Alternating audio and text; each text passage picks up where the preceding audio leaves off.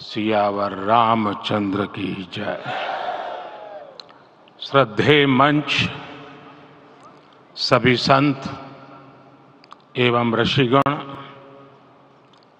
यहाँ उपस्थित और विश्व के कोने कोने में हम सबसे साथ जुड़े हुए सभी राम भक्त, आप सबको प्रणाम, आप सबको राम राम।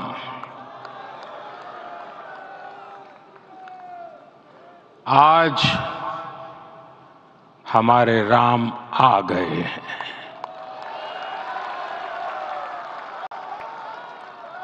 सदियों की प्रतीक्षा के बाद हमारे राम आ गए हैं। सदियों का अभूतपूर्व धैर्य, अनगिनत बलिदान, त्याग और तपस्या के बाद हमारे प्रभु राम आ गए हैं। इस शुभ घड़ी की आप सभी को, समस्त देशवासियों को बहुत बहुत बधाई। मैं अभी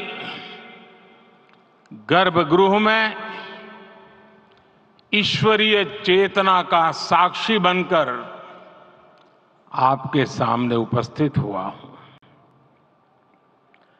कितना कुछ कहने को है, लेकिन कंठ अवरुद्ध है। मेरा शरीर अभी भी स्पंदित है, चित्त अभी भी उस पल में लीन है।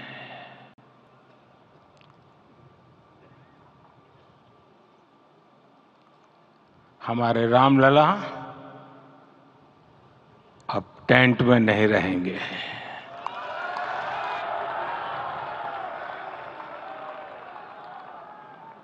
हमारे रामलला अब इस दिव्य मंदिर में रहेंगे। मेरा पक्का विश्वास है, अपार श्रद्धा है कि जो घटित हुआ है, इसकी अनुभूति देश के, विश्व के कोने कोने में राम भक्तों को हो रही होगी। ये क्षण अलौकिक है, ये पल पवित्रतम है। ये माहौल, ये वातावरण, ये ऊर्जा, ये घड़ी प्रभु श्री राम का हम सब पर आशीर्वाद है। 22 जनवरी 2024 का ये सूरज एक अद्भुत आभा लेकर आया है। 22 जनवरी 2024 ये कैलेंडर पर लिखी एक तारीख नहीं, ये एक नए काल चक्र का उद्गम है।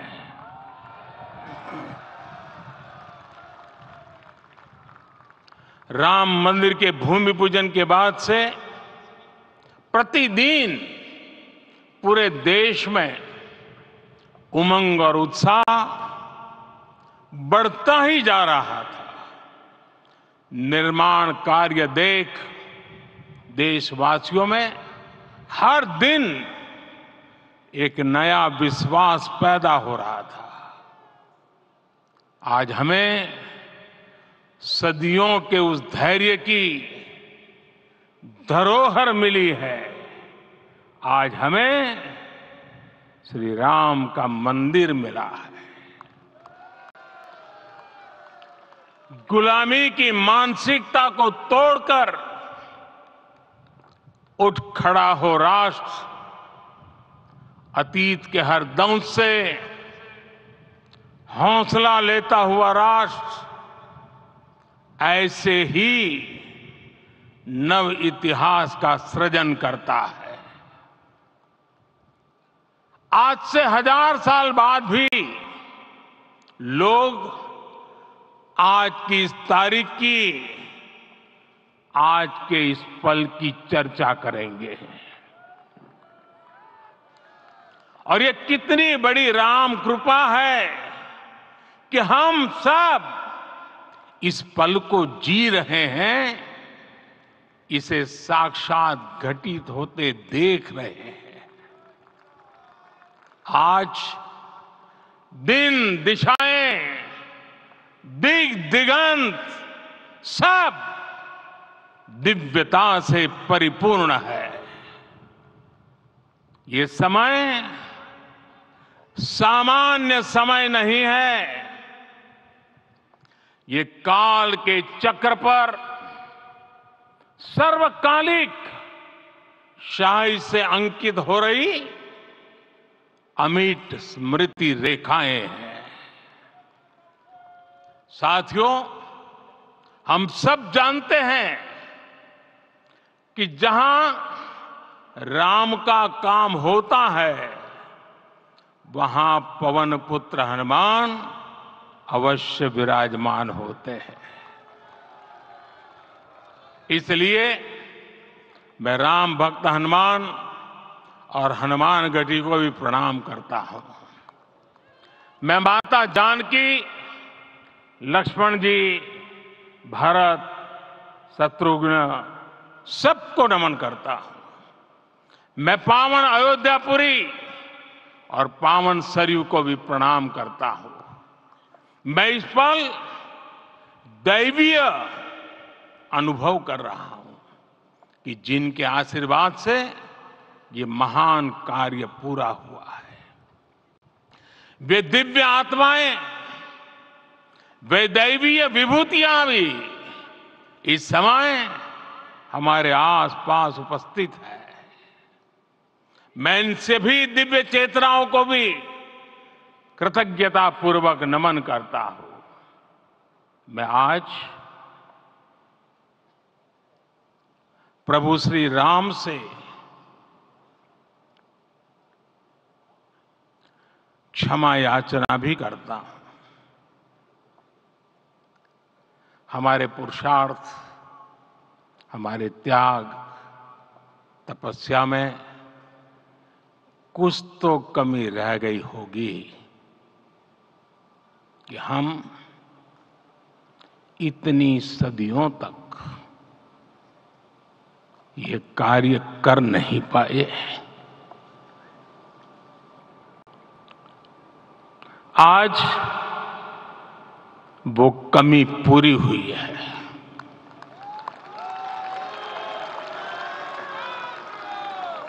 मुझे विश्वास है प्रभु राम आज हमें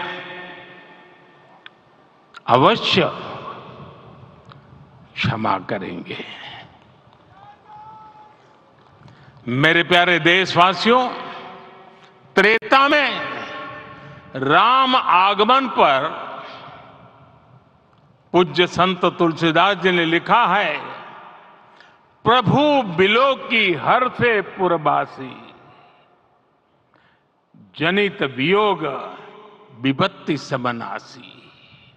अर्थात प्रभु का आगमन देकर ही सब अयोध्यावासी, समग्र देशवासी हर्ष से भर गए।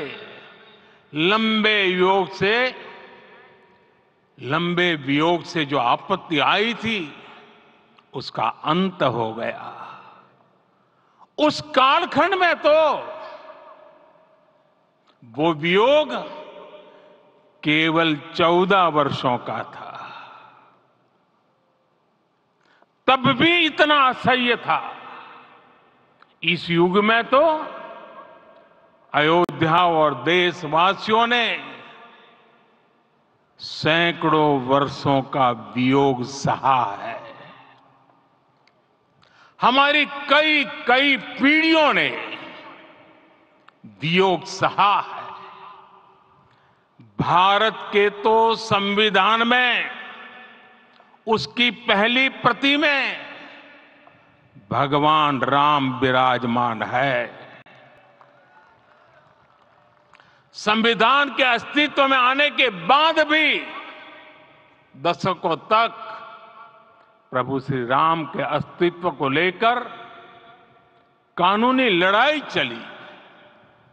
मैं आभार व्यक्त करूंगा भारत की न्यायपालिका का, जिसने न्याय की लाज रख ली।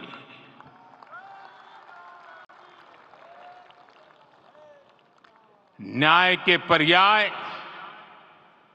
प्रभु राम का मंदिर भी न्यायबद्ध तरीके से ही बना। साथियों, आज गांव-गांव में एक साथ कीर्तन संकीर्तन हो रहे हैं। आज मंदिरों में उत्सव हो रहे हैं, स्वच्छता अभियान चलाए जा रहे हैं। पूरा देश आज दीपावली मना रहा है। आज शाम घर घर राम ज्योति प्रज्वलित करने की तैयारी है। कल मैं श्री राम के आशीर्वाद से धनुषकोडी में राम सेतु के आरंभ बिंदु अरिचल मुनाई पर था।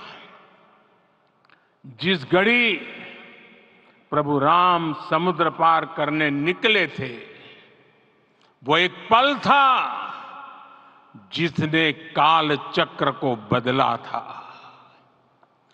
उस भावमय पल को महसूस करने का मेरा ये विनम्र प्रयास था। वहां पर मैंने पुष्प वंदना की। वहां मेरे भीतर एक विश्वास जगा कि जैसे उस समय काल चक्र बदला था, उसी तरह अब काल चक्र फिर बदलेगा और शुभ दिशा में बढ़ेगा। अपने 11 दिन के व्रत अनुष्ठान के दौरान मैंने उन स्थानों का चरण स्पर्श करने का प्रयास किया जहां प्रभु राम के चरण पड़े थे।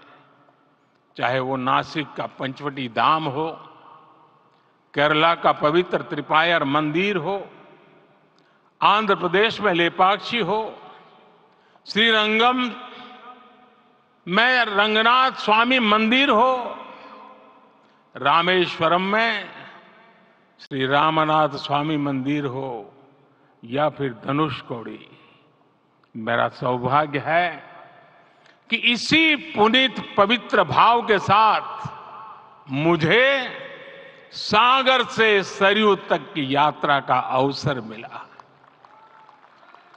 सागर से सरयू तक हर जगह राम नाम का वही उत्सव भाव छाया हुआ है। प्रभु राम तो भारत की आत्मा के कण कण से जुड़े हुए हैं। राम भारतवासियों के अंतर मन में विराजे हुए हैं।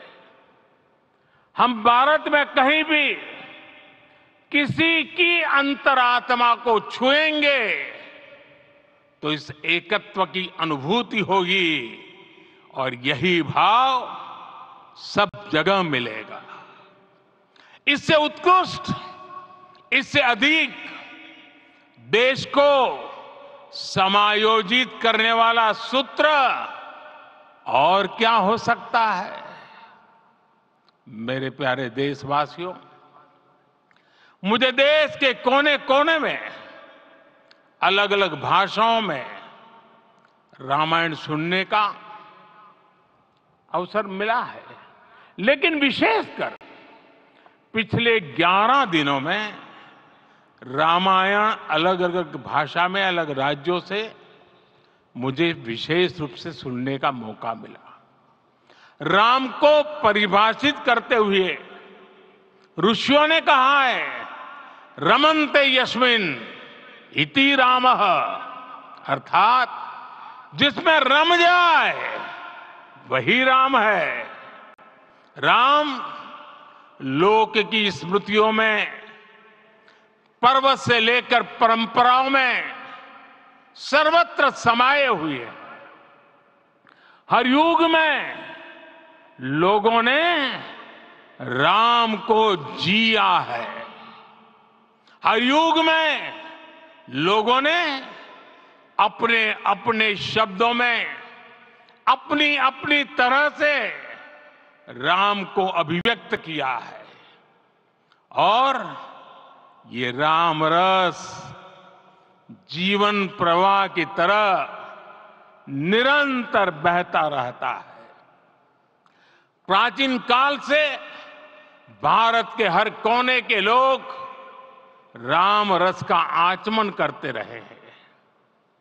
राम कथा असीम है और रामायण भी अनंत है। राम के आदर्श, राम के मूल्य, राम की शिक्षाएं सब जगह एक समान है।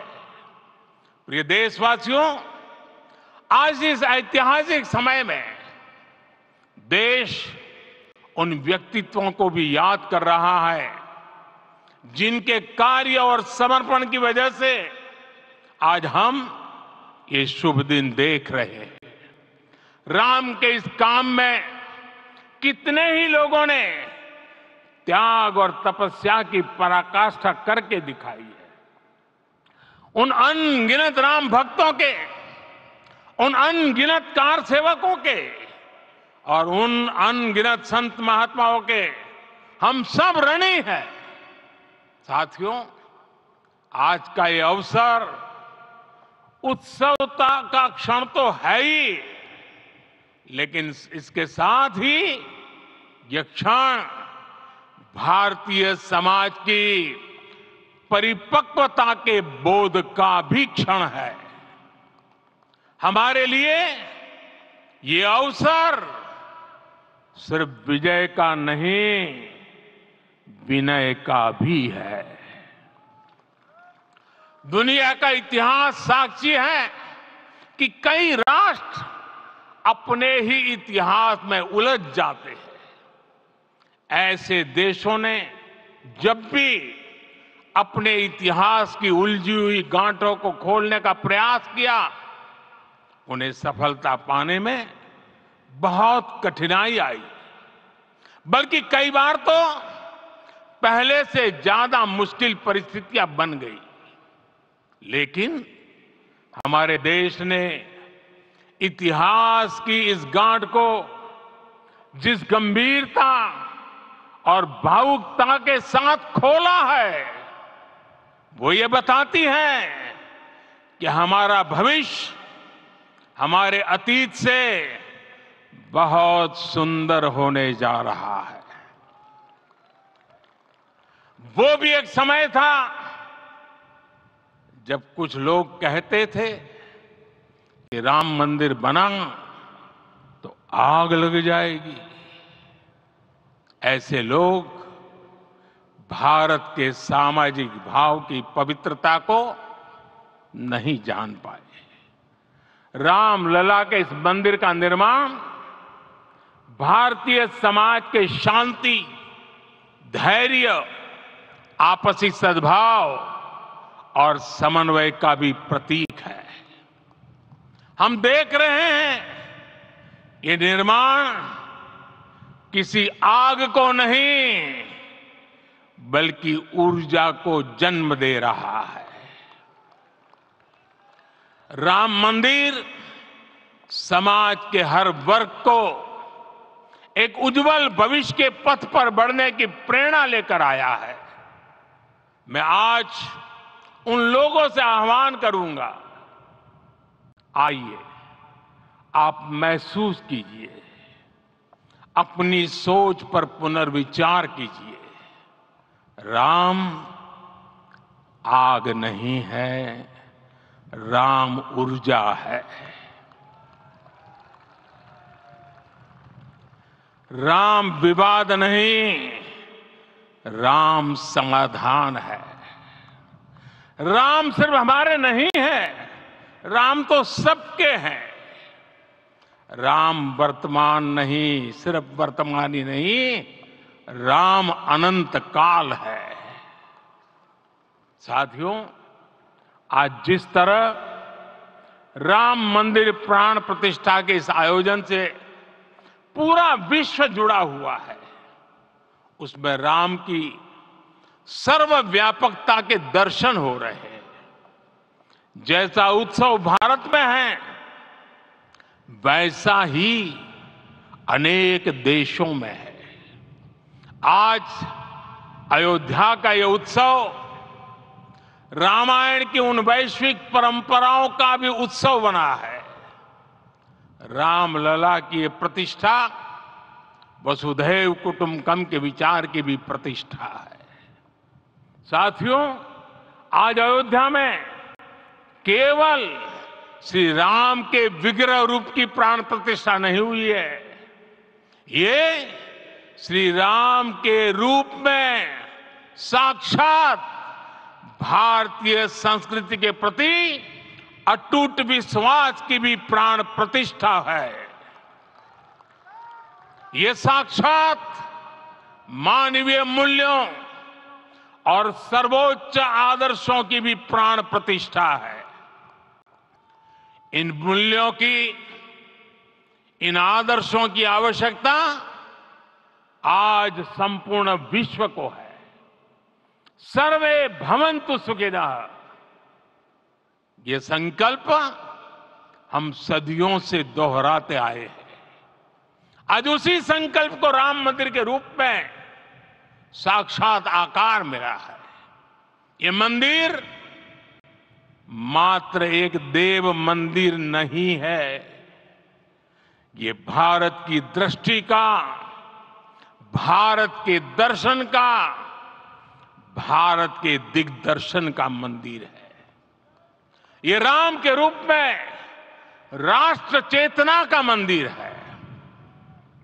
राम भारत की आस्था है, राम भारत का आधार है, राम भारत का विचार है, राम भारत का विधान है, राम भारत की चेतना है, राम भारत का चिंतन है, राम भारत की प्रतिष्ठा है, राम भारत का प्रताप है, राम प्रवाह है, राम प्रभाव है, राम नेति भी है, राम नीति भी है, राम नित्यता भी है, राम निरंतरता भी है, राम विभु है, विशद है, राम व्यापक है, विश्व है, विश्वात्मा है। और इसलिए जब राम की प्रतिष्ठा होती है तो उसका प्रभाव वर्षों या शताब्दियों तक ही नहीं होता, उसका प्रभाव हजारों वर्षों के लिए होता है। महर्षि वाल्मीकि ने कहा है, राज्यम 10 सहस्त्राणि प्राप्य वर्षाणि राघव, अर्थात राम 10,000 वर्षों के लिए राज्य पर प्रतिष्ठित हुए, यानी हजारों वर्षों के लिए राम राज्य स्थापित हुआ। जब त्रेता में राम आए थे तब हजारों वर्षों के लिए राम राज्य की स्थापना हुई थी। हजारों वर्षों तक राम विश्व पथ प्रदर्शन करते रहे थे। और इसलिए मेरे प्यारे देशवासियों, आज अयोध्या भूमि हम सभी से, प्रत्येक राम भक्त से, प्रत्येक भारतीय से कुछ सवाल कर रही है। श्री राम का भव्य मंदिर तो बन गया, अब आगे क्या? सदियों का इंतजार तो खत्म हो गया, अब आगे क्या? आज के इस अवसर पर जो दैवीय आत्माएं हमें आशीर्वाद देने के लिए उपस्थित हुई हैं, हमें देख रही हैं, उन्हें क्या हम ऐसे ही विदा करेंगे? नहीं, कदापि नहीं। आज मैं पूरे पवित्र मन से महसूस कर रहा हूं कि काल चक्र बदल रहा है। ये सुखद संयोग है कि हमारी पीढ़ी को एक कालजयी पथ के शिल्पकार के रूप में चुना गया है। 1000 वर्ष बाद की पीढ़ी राष्ट्र निर्माण के हमारे आज के कार्यों को याद करेगी। इसलिए मैं कहता हूं, यही समय है, सही समय है। हमें आज से, इस पवित्र समय से अगले 1000 साल के भारत की नींव रखनी है। मंदिर निर्माण से आगे बढ़कर अब हमें सभी देशवासी यहीं इस पल से समर्थ, सक्षम, भव्य, दिव्य भारत के निर्माण की सौगंध लेते हैं।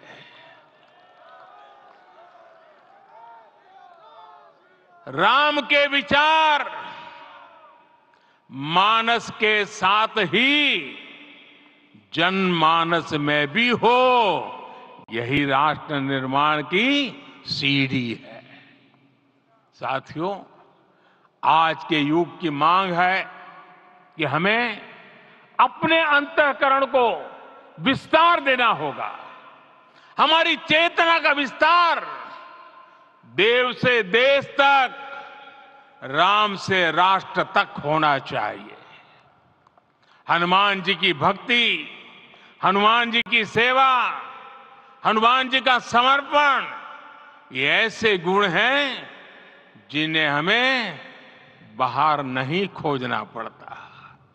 प्रत्येक भारतीय में भक्ति, सेवा और समर्पण के भाव समर्थ, सक्षम, भव्य, दिव्य भारत का आधार बनेंगे। और यही तो है देव से देश और राम से राष्ट्र की चेतना का विस्तार। दूर सुदूर जंगल में, कुटिया में जीवन गुजारने वाली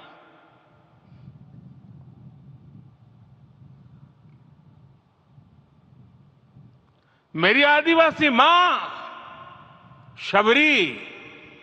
शबरी का ध्यान आते ही अप्रतिम विश्वास जागृत होता है। मां शबरी तो कब से कहती थी, राम आएंगे।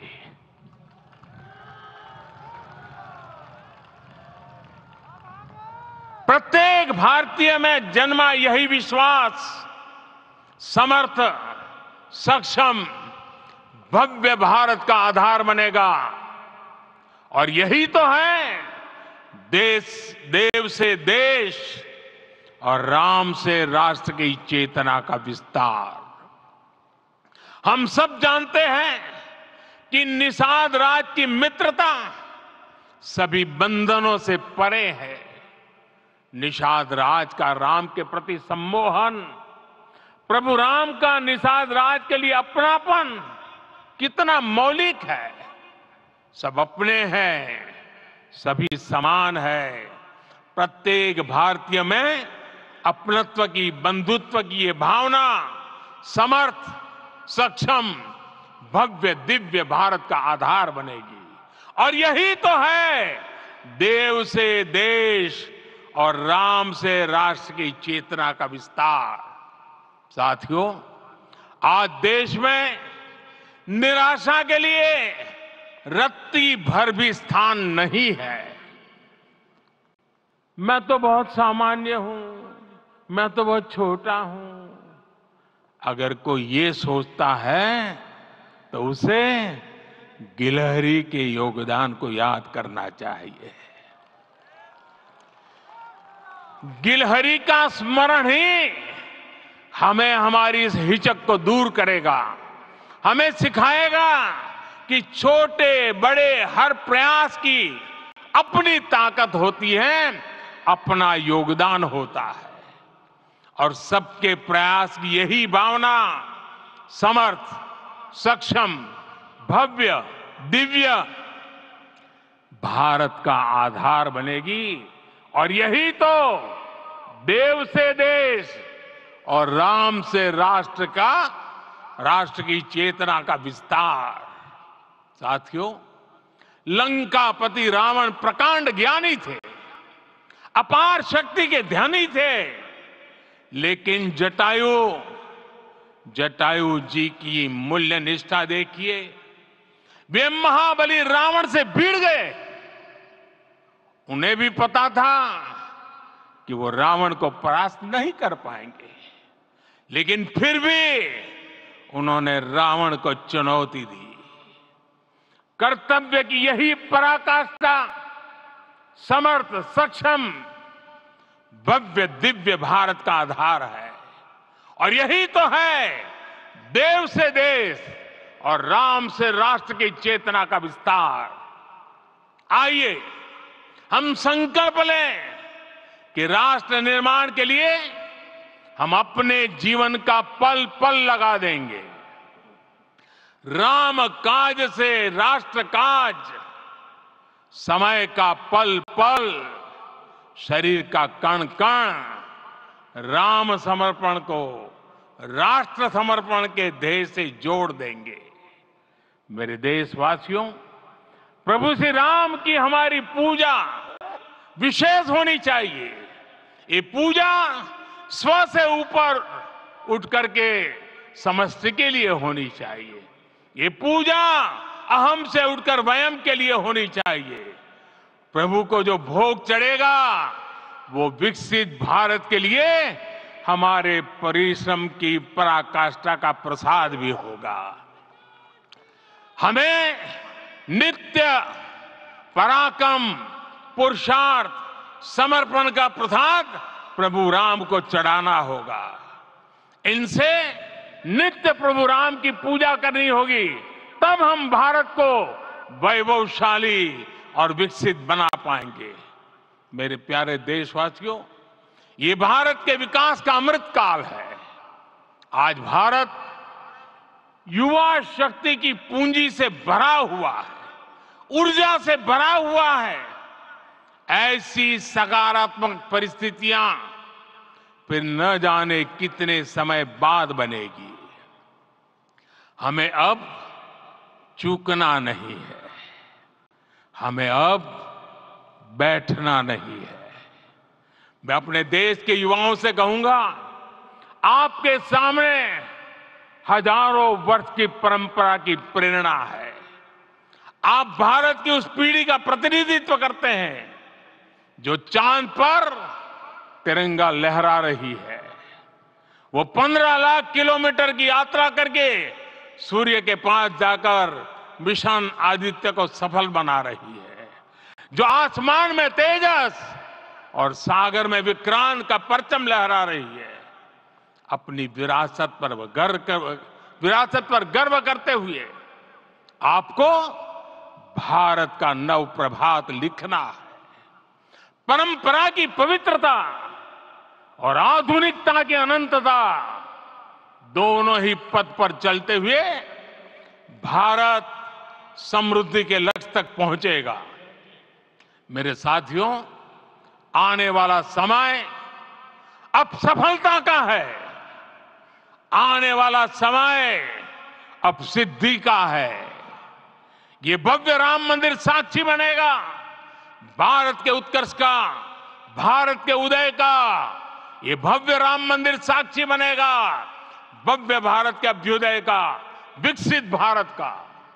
ये मंदिर सिखाता है कि अगर लक्ष्य सत्य प्रमाणित हो, अगर लक्ष्य सामूहिकता और संगठित शक्ति से जन्मा हो, तब उस लक्ष्य को प्राप्त करना असंभव नहीं है। ये भारत का समय है और भारत अब आगे बढ़ने वाला है। शताब्दियों की प्रतीक्षा के बाद हम यहां पहुंचे हैं। हम सब ने इस युग का इस कालखंड का इंतजार किया है। अब हम रुकेंगे नहीं, हम विकास की ऊंचाई पर जाकर ही रहेंगे। इसी भाव के साथ रामलला के चरणों में प्रणाम करते हुए आप सभी को बहुत बहुत शुभकामनाएं। सभी संतों के चरणों में मेरे प्रणाम। सियावर रामचंद्र की, सियावर रामचंद्र की, सियावर रामचंद्र की।